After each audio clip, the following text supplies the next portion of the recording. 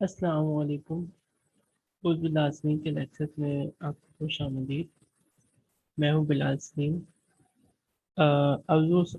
پہلا لیکچر جو ہمارا اردو لازمی کے حوالے سے تھا، اس میں ہم نے اردو لازمی کے سلیبس کو ڈسکس کیا تھا کہ ہمارے پاس سلیبس کیا کیا ہے پڑھنے کے لیے۔ سب سے پہلے اور ہم نے جو ہے سوانح نگاری کے فن کو پڑھا کہ سوانح نگاری کیا ہوتی ہے، اس کے لکھنے کے طریقے کیا ہے اور اسے کس طریقے سے لکھا جاتا ہے۔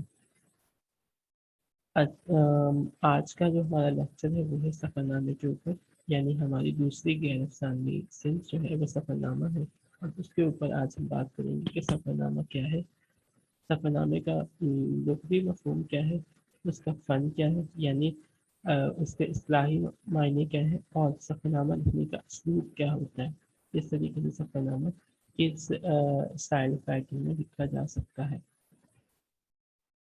لیکچر چننے سے پہلے آپ سب کو درخواست ہوگی کہ چینل کو سبسکرائب کر دیں اور ویڈیو کو لائک کر دیں، اور آپ سے زیادہ جتنا ہو سکے اپنے دوستوں کو اس لیکچر کو پہنچائیں تاکہ وہ بھی اس لیکچر سے فائدہ اٹھا سکیں۔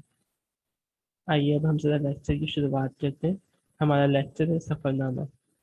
سفر عربی زبان کا لفظ ہے جس کے معنی مسافت طے کرنا، ایک جگہ سے دوسری جگہ جانا، کوچ کرنا، سیاحت کے لیے نکلنا کیا۔ اردو زبان میں یہ لفظ عربی سے مستعار ہے، یعنی عربی زبان سے لیا گیا ہے اور انہی معنوں میں استعمال ہوتا ہے۔ نامہ جو ہے وہ فارسی زبان کا لفظ ہے جس کے لغوی معنی لکھے ہوئے خط یا فرمان کے۔ اب ہمارے پاس جو ہے سفر نامہ، یہ تو تھا کہ بھائی سفر نامے کے لغوی معنی۔ اب سفر نامے کے اصطلاحی معنی کیا ہو سکتے ہیں؟ اس کے لیے سب سے ضروری ہے کہ ہم یہ سمجھ لیں کہ سفر کی اہمیت کیا ہے ہماری زندگی میں۔ ٹھیک ہے، انسان جو ہے اسے ہمیشہ ایک جگہ سے دوسری جگہ جانے کی ضرورت پڑتی ہے۔ ایک وہ جگہ ہوتی ہے جہاں وہ مستقل قیام کرتا ہے، سکون کے ساتھ زندگی گزارتا ہے، اور پھر دوسری وہ جگہ ہوتی ہے جہاں اسے کسی نہ کسی ضرورت کے تحت جانا پڑتا ہے۔ تو یہ جو ایک مقام سے دوسرے مقام کا سفر کرنا پڑتا ہے، ہم دیکھیں گے قرآن پاک کے اندر بھی مختلف سفر ہمارے انبیاء کرام علیہ السلام کے سفر کا ذکر کیا گیا ہے۔ ہمارے انبیاء السلام نے بھی سفر کیا۔ تو سفر نامہ کا جو مفہوم ہے، یعنی جو اصطلاحی معنی کے ہو سکتے ہیں، وہ یہ ہے کہ دوران سفر مسافر جن حالات سے دوچار ہو اور جو قوائف، یعنی جو قوائف اس کو پیش آئے، انہیں وہ صفحہ کرتاس پر منتقل کرے۔ قوائف کا مطلب ہے کہ جو حالات، جو واقعات اس کے ساتھ پیش آئے، انہیں وہ لکھے اور اپنے ان حالات سے دوسروں کو باخبر کرے، اور پھر ان حالات کو شائع کروائے، جمع کر کے شائع کروائے، تو اس کو ہم کہیں گے سفر نامہ۔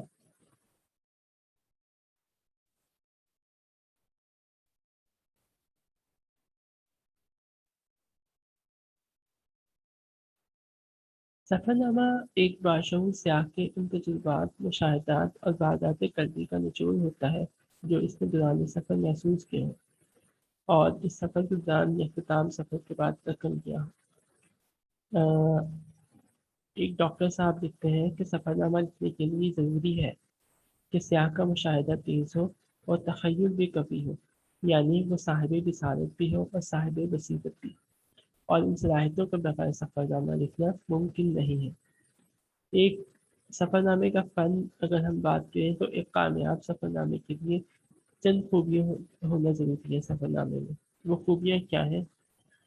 پہلی خوبی یہ ہے کہ سفر نامہ غیر جانبدار اور غیر متصب ہو، کیونکہ اگر وہ جانبداری کا لحاظ رکھے تو صحیح نتیجے تک نہیں پہنچ سکے گا۔ تعصب کی اہمیت سے اسے ہر چیز میں خرابی ہی نظر آئے گی۔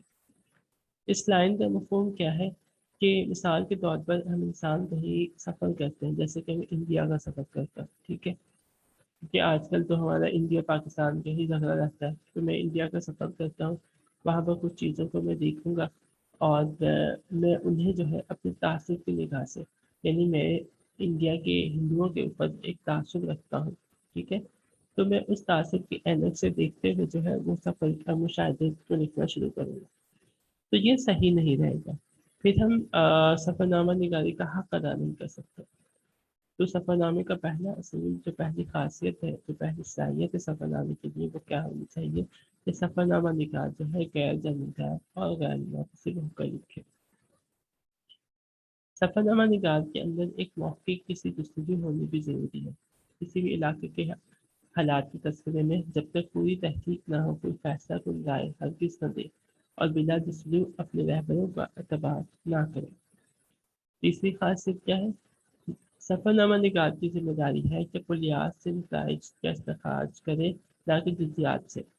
یعنی کسی ایک بندے کی بات سن کر اپنی رائے قائم نہ کرے، بلکہ تمام ہر ایک، یعنی اس علاقے میں رہنے والے 10-12 لوگوں سے، یعنی کچھ نہ کچھ لوگوں سے جو ہے وہ رائے طلب کر کے پھر اپنی رائے کا اظہار کرے. بعض دفعہ غلطی ہوتی ہے کہ صرف چند لوگوں کے ذاتی طور طریقوں، اخلاق و عادات کا مشاہدہ کر کے پوری قوم کے متعلق رائے قائم کر دی جاتی ہے، جو غلط ہے، یعنی سفر نامے کی ایک خامی ہوتی ہے. سفر نامہ نگار کا یہ بھی فریضہ ہے کہ وہ اس کیفیت کو بھی سفر نامے میں سمجھے جس سے وہ گزرتا ہے. بالفاظ دے کر سفر نامہ صرف تاریخی واقعات اور جغرافیہ کے اعداد و شمار سے پر نہ ہو، بلکہ اچھا سفر نامہ وہ کہلاتا ہے جس میں جغرافیائی کیفیت اور تاریخی واقعات کے ساتھ فطری مناظر کے اثرات کی کیفیت مکمل طور پر سامنے آتی ہے. ایک اچھے سفر نامے کی خوبی یہ بھی ہونی چاہیے کہ اس کے مطالعے سے قاری بھی سیاح کے ساتھ سفر میں شامل ہو جائے. پڑھنے والے کو محسوس ہو کہ وہ صرف پڑھ نہیں رہا ہے، بلکہ وہ بھی سفر کر رہا ہے اور تمام مناظر اپنی آنکھوں سے دیکھ رہا ہے. ایک اچھا سفر نامے کے لیے عمدہ اسلوب اور تاثرات و مشاہدات کا سلیقہ مند اظہار بھی ضروری ہے. سفر نامہ نگار کو بنیادی طور پر ایک اچھا سیاح بھی ہونا ضروری ہے، کیونکہ ایک مسافر اپنا ایک مقصد لے کر سفر کرتا ہے، اس کی نگاہ صرف اپنے مقصد پر ہوتی ہے، جبکہ ایک سیاح مقصد پر نظر رکھنے کے بجائے گرد و پیش پر نظر رکھتا ہے. سفر نامہ کا اسلوب. سفر نامہ لکھنے کے لیے کوئی اسلوب مقرر نہیں کیا گیا. سفر نامہ نگار اپنے مزاج، تجربات اور تخلیقی صلاحیت کے مطابق سفر نامے کا اسلوب متعین کر سکتا ہے. یعنی سفر نامہ نگار لکھنے میں آزاد ہے، جس طرح چاہے اسے تحریر کرے، لیکن اس بات کا خیال رکھا جائے کہ سفر نامہ ہی رہے، داستان یا ناول یا افسانہ نہ بن جائے. سفر نامے میں یقیناً پراسراریت اور دلچسپی کا سامان ہوتا ہے، لیکن غیر ضروری رنگین بیانی سفر نامے کو مجروح کر دیتی ہے. سفر نامے کے مختلف طریقے اب تک اختیار کیے گئے. وہ طریقے کیا ہیں؟ پہلا طریقہ یہ ہے کہ دوران سفر پیش آنے والے واقعات کو اچھی طرح اپنے ذہن میں محفوظ کر دیا جائے اور سفر نامہ لکھتے وقت ان معلومات واقعات کو قلم بند کر دیا جائے. اس طریقے میں دقت یہ ہے کہ بہت سے واقعات ذہن سے محو ہو جاتے ہیں یا کم از کم تاریخی تسلسل ٹوٹ جاتا ہے. دوسرا، سفر نامے کے لیے ایک طریقہ یہ ہے کہ سیاح دوران سفر پیش آنے والے واقعات، تاثرات اور خاص باتوں کو تاریخی ترتیب کے ساتھ کسی ڈائری میں نوٹ کر دیتا ہے، پھر اپنے مقام پر پہنچ کر اس ڈائری کی مدد سے سفر نامہ تیار کرتا ہے. یہ ایک بہتر اور اچھا طریقہ ہے. تیسرا طریقہ یہ ہے کہ سفر نامہ نگار دوران سفر جو دیکھتا ہے یا محسوس کرتا ہے، خطوط کے ذریعے اپنے عزیز دوست کو لکھ دیتا ہے، پھر انہی خطوط کے ذریعے سفر نامہ تیار کرتا ہے. وہی سفر نامہ کامیاب مانا جاتا ہے جس کے لیے سیاح پہلے سے طے کر دے کہ مجھے اس سفر میں روادات بھی تحریر کرنی ہے. جب وہ اپنے ذہن اور دماغ کو اس بات پر آمادہ کر لیتا ہے تو اس کے سامنے 3 مراحل آتے ہیں. تو وہ 3 مرحلے کیا ہیں؟ پہلا مرحلہ یہ ہے کہ انتخاب واقعات کے کون سے واقعات بیان کیے جائیں اور کسے نظر انداز کر دیا جائے. یہ سفر نامہ نگار کی صلاحیت کی ایک طرح سے جانچ ہے. اس کا بہتر فیصلہ ہی سفر نامے کو دلچسپ بنا دیتا ہے. واقعات کی پیشکشی کی کہ کس طرح واقعے کو پیش کیا جائے. پیشکشی جتنی دلچسپ ہوگی سفر نامہ اتنا ہی کامیاب ہوگا. تیسرا مرحلہ زبان و بیان کا ہے. زبان و بیان خیال و واقعات سے مناسبت رکھتے ہیں، اسلوب میں تازگی اور شگفتگی ہو. اگر سفر نامہ ادب و انشاء سے خالی ہو تو وہ صرف ایک سفری تحریر ہوگی، سفر نامہ شمار نہیں ہوگا. سفر نامے کے لیے مشکل الفاظ، ثقیل جملے، پیچیدہ تراکیب قطعاً زیب نہیں دیتے. آثار قدیمہ، دریا، پہاڑ، جھرنے، سمندر کے فطری مناظر سفر نامہ نگار کو ضرور متاثر کرتے ہیں، اور اس کا بیان بھی यकीनन कारी के लिए दिलचस्पी का बायस होता है, ताहम इसमें ज़रूरत से ज़्यादा दिलचस्पी सफ़रनामे की अहमियत को कम कर देती है। सफ़रनामा निगार को इन तासरात वाक़यात को बयान करना चाहिए जो इन मनाज़िर को देखने से इसके अंदर पैदा होती है। एक अच्छा सफ़रनामा निगार वो होता है जो कारी को अपना हमसफ़र बना लेता है, मगर ये औसाफ इस वक्त तक पैदा नहीं हो सकते जब तक सफ़रनामा निगार को बात कहने का फ़न ना आता हो। सफ़रनामा निगार के अंदर इखलाकी बसीरत हो तो इसके तर्ज इज़हार में भी जाज़बियत होगी। सफ़रनामा इक़्तिदार नवेसी पर मबनी होते हैं। हद से ज़्यादा इख्तिसार या गैर ज़रूरी तवालत से सफ़रनामे की अहमियत घट जाती है। यहाँ एक और चीज़ मकसद सफ़र भी बयान करना चाहूँगा। मकसद सफ़र क्या है?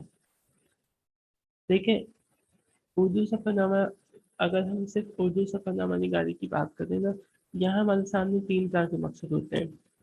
उर्दू में अब तक जो है वो हज के सफ़रनामे लिखे गए हैं, यूरोप के सफ़रनामे लिखे गए हैं, ईरान के सफ़रनामे लिखे गए हैं, यानी ईरान, इराक, करबला की ज़ियारत के हवाले से। तो पहला मकसद तो ये है कि आप कहीं जा रहे हैं मुक़द्दस मुक़द्दस मकामात की ज़ियारत के लिए और वापस आकर आप उसको सफ़रनामा लिखते हैं।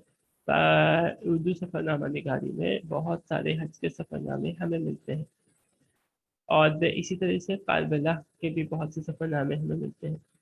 फिर जब उर्दू सफ़रनामा शुरू हुआ था तो उस वक्त हिंदुस्तान पर अंग्रेज़ों की हुकूमत थी। तो ज़्यादातर जो मुसलमान थे हिंदुस्तान के वो यूरोप के ममालिक की सैर करने जाते थे, यानी वो ये देखने जाते थे कि हिंदुस्तान में पर हुकूमत करने वाले जो अंग्रेज़ हैं किस तरीके से अपनी ज़िंदगी गुजारते हैं और उनके मुल्क में तरक्की कैसे होती है। जैसे सर सैयद अहमद खान की बात की जाए, सफ़रनामा इंग्लिस्तान उन्होंने लिखा, मौलाना शिबली नोमानी ने सफ़रनामा रोम व शाम लिखा। इस तरीके से और दीगर जो है वो सफ़रनामे लिखे गए हैं। और उर्दू का जो पहला सफ़रनामा है, सफ़रनामा जिसे फरंगे कंबल पोश ने लिखा था, वो भी यूरोप का सफ़रनामा है जिसमें उन्होंने हिंदुस्तान का सफ़र किया था और हिंदुस्तान के हालात और वहाँ के वाक़यात को जो है वो बयान किया था। बहुत ही आसान सा है सफ़रनामा, ठीक है। सिर्फ आपको ये लिखना है कि सफ़रनामा किसे कहते हैं, फ़न क्या है, असलूब यानी किसी भी तरीके से लिखा जा सकता है। हमने यहाँ पर सफ़रनामे के मकसद को भी आपके सामने पेश किया, ये मकसद क्या होता है, और हमने ये भी बताया कि सफ़रनामा के अंदर जो है वो इसके तरीके क्या है। मैं उम्मीद करता हूँ कि आपको ये तमाम बातें समझ आई होंगी और आप इन तमाम बातों को अच्छे से पेपर में बयान कर सकेंगे इसे सुनकर। अगर ये तरतीब के साथ लिखा जाए तो आपके ये बहुत अच्छे नोट जो हैं वो तैयार हो सकते हैं। इंशाल्लाह फिर मुलाकात होगी अगले लेक्चर में, जिसमें हम सवाही अदब में नावल और अफसाने के बारे में बात करेंगे।